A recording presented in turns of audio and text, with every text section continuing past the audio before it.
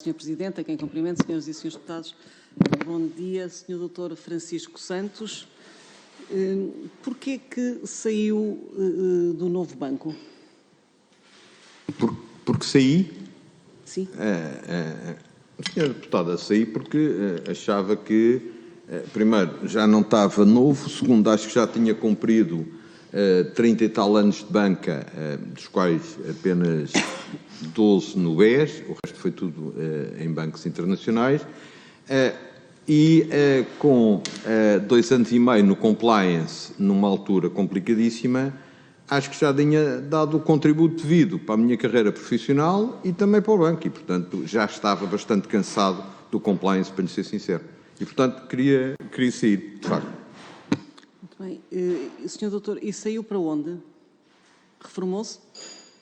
Reformei-me, já era administrador de uma empresa de distribuição cotada fora de Portugal, e já era, e portanto, e tinha sido aprovado ainda no BES, quando fui para lá para administrador não executivo, portanto, foi aprovado, diria, talvez em 2013, portanto, 8 anos antes de... E, portanto, sou reformado e sou administrador não executivo dessa empresa. Que já era, portanto... As perguntas que lhe vou fazer, seguintes, vou pedir para o Sr. Doutor de fazer um esforço para dizer as palavras correspondentes em português, porque os anglicanismos não são percebidos depois pela maioria dos portugueses, porque é uma linguagem mais hermética e as pessoas não percebem muito bem. Começo por perguntar, para que se perceba, todos nós sabemos, o que é que o Sr. Doutor fazia em termos de como é que organizou o Departamento de Compliance que encontrou e o que é o Departamento de Compliance e para que serve e qual a força vinculativa que tem? Senhora Deputada, bom, o Departamento de Compliance, como Compliance o nome indica, diz respeito a cumprimento de tudo, não é? Desde horários, tudo é cumprimento, não é? E, portanto, cumprimento vai desde assegurar que as melhores práticas e o cumprimento das regras, nomeadamente da ética, etc., são cumpridas. E, portanto, como há pouco disse, quando entrei em janeiro de 2015 para o Departamento de Compliance, identifiquei três problemas, depois com certeza havia mais. Um é que não havia um acompanhamento devido da área de sucursais e subsidiárias e, portanto, cada uma tinha o seu compliance officer um bocado sem articulação central e sem um guideline central. Aliás, nós fizemos depois, em junho de 15, compliance guidelines em que precisamente o que ficou definido foi uma função de reporte ao compliance officer da sede, portanto, porque até lá... Há bocado referiu que primeiro encontrou 2 reportes e depois passou só um. Quais eram os 2 e qual passou? Portanto, vamos lá ver, os 2 reportes eram na área de prevenção e branqueamento de capitais que eu disse, em que havia um reporte às autoridades, outro de filtragem, e eu achei por bem unificar na mesma pessoa para não dar a perguntar a mesma coisa a 2 pessoas, não é? Pronto, portanto, e ficar uma pessoa responsável pela área, e foi isso que foi feito e correu muitíssimo bem. A outra, eu falei do acompanhamento de sucursais e subsidiárias e, por último, foi a criação de uma área de cumprimento de canais de distribuição e produtos, isto é, o que é que eu, nomeadamente, juntamente com a equipa, como é óbvio, identificámos é que havia uma falha precisamente em adequar o produto certo ao perfil do cliente correto. Portanto, nós gostávamos de ter um crivo sobre isso e podermos dar à rede os produtos adequados para serem vendidos aos clientes e, portanto, nós fizemos também a criação de um comitê de produtos em fevereiro de 2015, em que o presidente do Comitê de Produtos era precisamente o Compliance Officer, eu, e, portanto, nós tínhamos todos os meses, em articulação com os departamentos de marketing, com as áreas comerciais e com o nosso parecer, todos os produtos eram levados à CA e era decidido se o produto avançava para comercialização ou não, isto é, se cumpria as regras básicas de adequação ao perfil do cliente, informação correta ao cliente, a publicidade estava correta, portanto, nós até víamos se as monofolhas para os clientes cumpriam os requisitos ou não, nomeadamente até em termos de letra, por exemplo, para lhe dar o exemplo, não é? Portanto, isto é tudo cumprimento, acho que, não sei se fui explícito. Muito bem. O Sr. Doutor referiu que no relatório que encomendaram à Ernst & Young que foram logo identificadas duas grandes áreas e que são absolutamente compreensíveis, portanto, são óbvias para quem conhece e toda a gente conhece o que se passou no BES, que é a política de conflito de interesses, portanto, que está relacionada com as transações entre os próprios administradores do GES, portanto, faziam transações pelos próprios, e depois falou no whistleblowing, ou seja, na questão dos denunciantes. Portugal está agora a fazer a transposição da diretiva do Estatuto dos Denunciantes, e eu pergunto-lhe porque é que isso foi identificado, entendeu que os funcionários do BES tinham conhecimentos do que se estava a passar e que se tivesse criado este canal de denúncia poderia ter sido reportado de outra forma? Senhora Deputada, o que eu tinha consciência é que, na altura, devíamos ser dos poucos bancos em Portugal que não tínhamos uma política do whistleblowing. E, portanto, tínhamos que ter.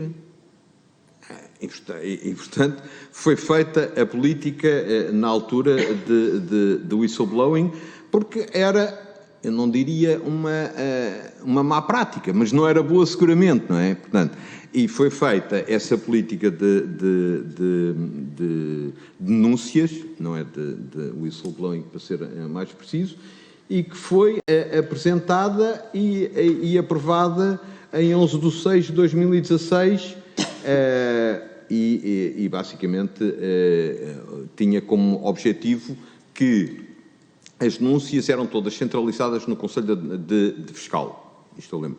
Portanto, e depois o Conselho Fiscal fazia uma primeira triagem, inclusivamente falava com a auditoria interna, com o compliance, via se devia avançar ou não, e depois eram feitas as devidas investigações.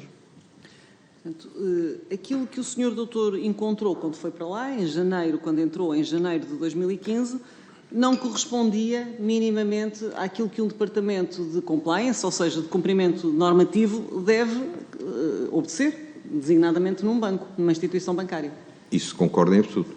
Portanto, concordo. Não, era como se era, podemos dizer que era um inexistente. Existia, mas não ineficaz. Vamos lá ver.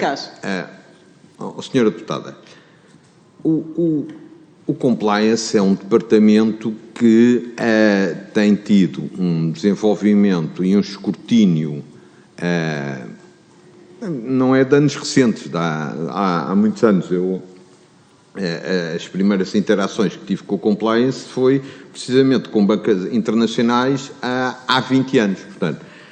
E depois o compliance depende, obviamente, da força que o próprio Conselho de Administração quer dar ao Departamento. É tão simples quanto isso, não é? Portanto, ou tem força ou não tem força. E segundo, ou quem lá está à frente e a equipa tem força ou não tem força. Portanto, a vida é assim, é em tudo assim. Como é que o Sr. Doutor organizou a equipa e como é que se processava, se é que se processava, a partilha de informações entre os vários setores da equipa formada? Portanto, da organização do departamento. Primeiro, eu tive, eu diria, pelo Conselho de Administração na altura, portanto estou a falar de janeiro de 2015, carta branca para fazer a reestruturação que entendesse que devia ser feita no compliance, portanto fizemos a reestruturação e foi muito discutida com a equipa de direção do compliance.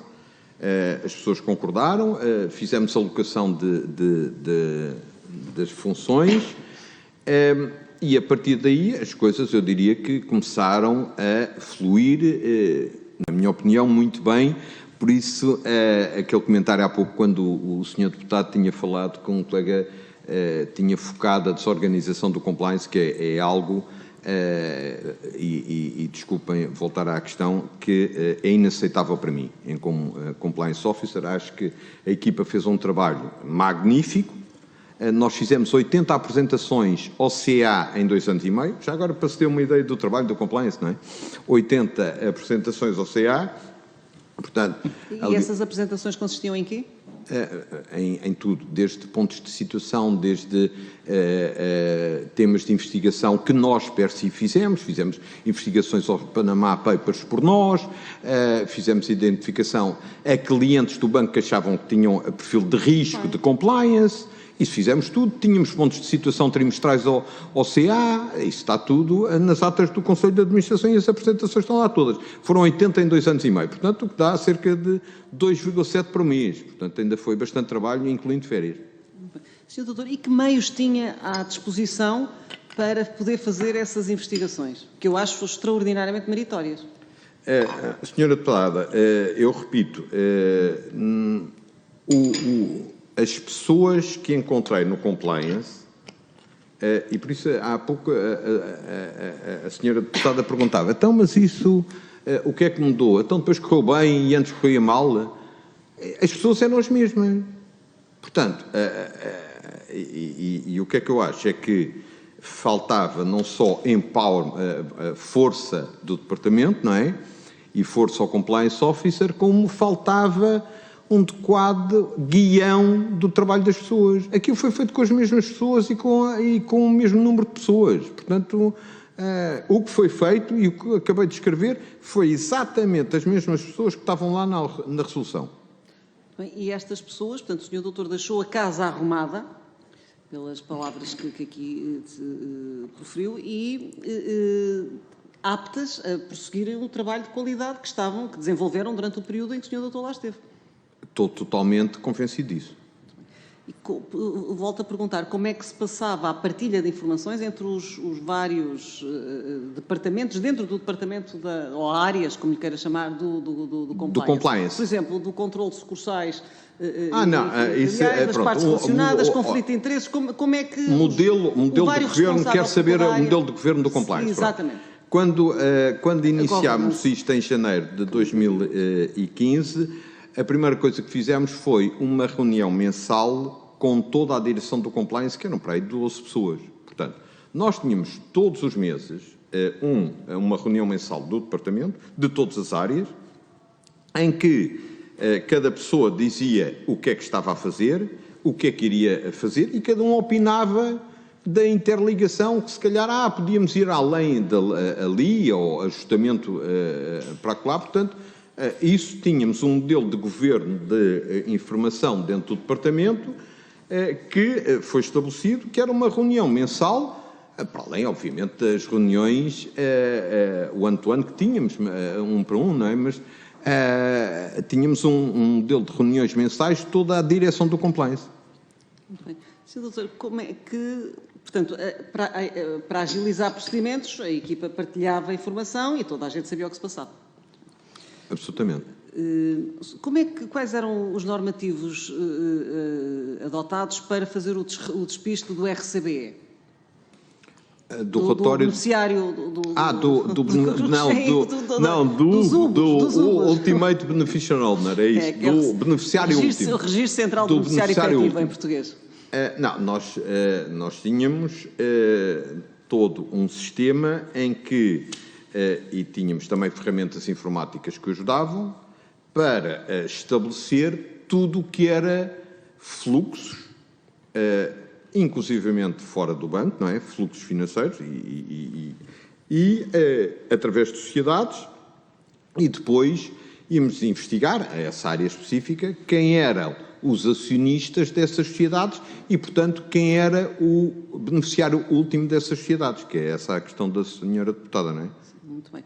Portanto, em concreto, eu já sei que o Sr. Doutor saiu antes da venda à Lone Star, mas os mecanismos que deixou implementados em termos de cumprimento de compliance teriam permitido saber quem era o beneficiário último, ou quem são os múltiplos beneficiários últimos da Nani Holdings e da Lone Star?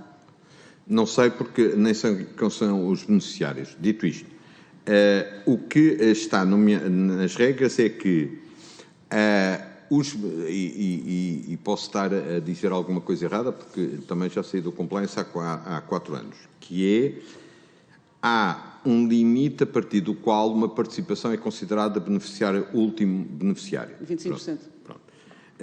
E, portanto, se essa participação não se verificar, os beneficiários últimos, se bem me recordo, são considerados os dirigentes da sociedade. E, portanto, acho eu que é assim. E, portanto, o que era feito era identificar as participações na sociedade e se era acima de 25% sim ou não, e se não fosse, passávamos para outro tipo de análise, que era ver quem eram os dirigentes dessas sociedades que eram considerados, se o capital, se ponha a senhora deputada, acho que é assim, todos os acionistas têm 2%, portanto não há um beneficiário último da sociedade, não é? Os beneficiários últimos passam a ser a gestão da sociedade. A própria estrutura, muito bem. Sr. Doutor, nós já sabemos que quando da venda das várias carteiras, o senhor não estava, de resto o Sr. Doutor saiu inclusive antes da própria venda à Lone Star, mas nas várias auditorias que foram realizadas foram identificados procedimentos anómalos em termos de Departamento de Compliance, de procedimento normativo. E vou-lhe ler, sabendo que não esteve lá, mas a pergunta que lhe faço é se, e vou-lhe ler e pergunto-lhe se, com o departamento que o Sr. Doutor deixou, como é que justifica isto? Por exemplo, na venda aqui de uma carteira, em concreto da Nata 1, foram detectadas insuficiências no processo de seleção dos assessores jurídicos e financeiros e uma insuficiência análise de Know Your Customer, ou seja, das contrapartes. E na venda da carteira, de uma carteira Viriato... Se me permite, só respondendo à primeira questão, eu acho que não cabe ao compliance selecionar assessores jurídicos. Isso aí era o que faltava, não é? Acho eu. Portanto, não, deficiente. Então, mas isso não pode ser imputado ao compliance. Então o compliance é que ia selecionar os advogados que iam analisar o processo? Não. O que o compliance podia fazer era identificar se esses advogados têm algum conflito de interesse ou com partes relacionadas com negócios que tenham havido agora, não havido no passado agora. Não cabe ao compliance selecionar os advogados, não é? Não era o compliance que ia selecionar. Detectou anomalias na seleção que foi feita por outro... O compliance detectou. Sim, perdão, percebi mal. Peço-lhe imensa desculpa. O compliance detectou anomalias na seleção... Então foi um bom trabalho do compliance. No processo de seleção... Não. Teoricamente. Não, o compliance detectou que no processo de seleção dos assessores jurídicos e financeiros houve insuficiências manifestas. Portanto, houve um bom trabalho do compliance. Foi aqui classificado como médio. Se identificou, isso o compliance é que tem de responder, não é? Mas se identificou, olha, serviu para alguma coisa ter identificado isso, bem ou mal, não é? Não, a auditoria identificou que houve estas falhas. Mas a senhora deputada não tinha dito que o compliance identificou ou foi a auditoria? Não, a auditoria é que identificou que houve estas falhas ao nível do compliance. Perdão, então percebi mal. Então, peço desculpa. E outra questão que me faz espécie, e ainda por cima tendo ouvido a clara exposição que aqui referiu, é que, e sabendo também que não esteve lá nessa altura, mas eu pergunto-lhe, foram vendidas carteiras de produtos imobiliários, créditos, e os pareceres do Departamento de Compliance só foram emitidos, só foram feitos após, em alguns casos, portanto não vale a pena concretizar porque não conheço as carteiras em concreto, mas em alguns casos após a assinatura do contrato de promessa de compra e venda, outros após ter sido liberado em Conselho de Administração a sua venda, designadamente na carteira Nata 2 e na carteira Albatroz. Eu pergunto-lhe o que é que aconteceu, se enquanto o Sr. Doutor lá esteve isto seria possível ou se houve um descambar da organização que deixou, porque estamos a falar da venda de ativos de um volume muito elevado, muito substancial e que mexe, portanto, com o dinheiro de todos nós, que muitos pertencem ao acordo que depois foi feito de capital contingente. Senhora Deputada, se me permite, eu não vou opinar sobre uma operação que não conheço. Portanto, opino é sobre o modus operandi. Sobre o modus operandi. Eu acho que isso não se devia passar, mas eventualmente pode-se passar. Pronto. Não. Passou-se. Agora, se me pergunta se devia passar, não, mas também vi outras situações no meu tempo que se passaram. Assim, portanto, ou a urgência da operação, há vários fatores que podem tentar explicar a situação. Agora, isso se pode passar? Pode. Se devia passar? Não devia. Pronto. Muito bem. Já estou a esgotar o meu Doutora, tempo e para para não terminar, ir à segunda ronda também pergunto. Sr. Doutor, nós sabemos que os parceiros do Departamento de Compliance não têm caráter vinculativo. Eu pergunto o que é que acontece quando eles não são cumpridos em termos das próprias regras do compliance, ou seja, se os programas de cumprimento normativo, por exemplo, no caso de prevenção de branqueamento de capitais, nos termos até da Lei 25 de 2008, ou da identificação de contrapartes, de conflitos, de partes relacionadas, se é identificado uma parte que não está bem, portanto, e que há ali um conflito, ou que não está a ser cumprido, e se o parecer que é emitido identifica claramente isso, e se esse parecer depois não é cumprido pela administração, quais são as sanções ou qual é a eficácia que este parecer tem? Não, vamos lá ver. As sanções... Que é para não pensarmos aqui todos que o Departamento, eu já disse isso há bocado, quando ouvimos a doutora Paula Gramasso, que o Departamento de Compliance é um chazinho com limão, quer dizer, está ali para ficar bonitinho porque, nos termos de lei, aparentemente assegura a legalidade. Se me permite, e conhecendo muito bem a doutora Paula Gramassa, que trabalhou comigo durante 2 anos e meio, não me leva mal, mas eu não acredito que a minha colega tenha dito isso. Não, eu é que disse. Eu é que disse e vou dizer o mesmo ao Sr. Doutor. Pronto, exatamente. Para não pensarmos já estou mais descansado e fica claro. Eu é que disse porque eu... Não, vamos lá ver. Senhora Deputada, chá de limão ou de laranja ou o que for é que não é, porque primeiro há regras que não são cumpridas, há coimas graves, como o Novo Banco pagou, coimas de compliance em Cabo Verde, por exemplo, se não é cumprido. Por exemplo, no tema de prevenção e branqueamento de capitais, os assuntos e as coimas são gravíssimas e dá inclusivamente penalização de dirigentes. Portanto, isto não é um chá de limão, nem de laranja, nem de hortelã-pimenta. Não, isto é uma coisa para se levar a sério, não é? Portanto, o hortelã-pimenta é mais picante, por isso é que eu referi o limão. O limão é mais suave. Tem razão. A ideia que temos é que, efetivamente... Tem razão, exatamente. Não tem ou camomila, pronto. Então, devia ser camomila, pronto. Dito isto... Não tem a eficácia que devia ter. Não, tem uma força bastante grande, um não cumprimento de uma instrução do compliance. Eu queria lhe dar o seguinte exemplo, que é o seguinte, já agora... uma das coisas que identificámos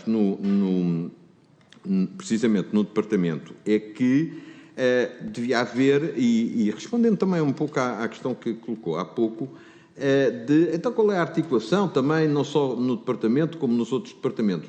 Nós, precisamente para melhorar essa articulação, criámos no final de 2016 o Comitê de Compliance. O Comitê de Compliance tinha precisamente o objetivo, foi criado por uma norma, no nosso tempo, no final de 16, agora está-me a falhar as datas, mas o primeiro Comitê de Compliance foi em 22 de 5 de 2017. Pronto. E, portanto, foi criado o Comitê de Compliance para, juntamente com os administradores, nomeadamente dos pelouros comerciais, nomeadamente com o pelouro do compliance e os comerciais, identificar, por exemplo, o compliance decidia que a conta do Francisco Santos não era aberta. Depois lá vinha a pressão comercial de abrir a conta do Francisco Santos e, portanto, aquilo, se nós achávamos que a conta não devia ser aberta, não era aberta, ponto final. Aliás, uma vez, recordo-me que nós decidimos a não abertura de uma conta e houve um administrador que precisamente veio dizer que não concordava e insistia e, nomeadamente, a minha posição foi, olha, eu continuo a dizer que a conta não é para abrir. Portanto, para resolver isto, vamos fazer uma exposição ao Banco de Portugal, à área respectiva, para opinar se a conta deve ser aberta ou fechada. Bem, até hoje devemos estar à espera da resposta ao banco, não é? Mas pronto. Era usual esta falta de resposta por parte do Banco de Portugal? Não estou a dizer que é usual, mas passou-se neste caso, por exemplo, não é? Que houve uma insistência de um administrador para abrir uma conta e nós dissemos, olha, a conta não é para abrir. Portanto, não é para abrir, vamos perguntar ao regulador se tem a mesma opinião que nós ou não. Portanto, tudo depende um bocado eu diria, da força que o Departamento tem. Agora, um não cumprimento tem coimas brutais, pessoais, à instituição. Aquilo não é um chá de limão, não é? Desculpa. Não, fico mais tranquila por ouvir isso e é pena que não tenham, enfim, tido a eficácia que esse Departamento exigia que tivesse. Mas este é apenas um comentário, já não é uma pergunta porque o meu tempo esgotou-se. Muito obrigada. Muito bem. Então,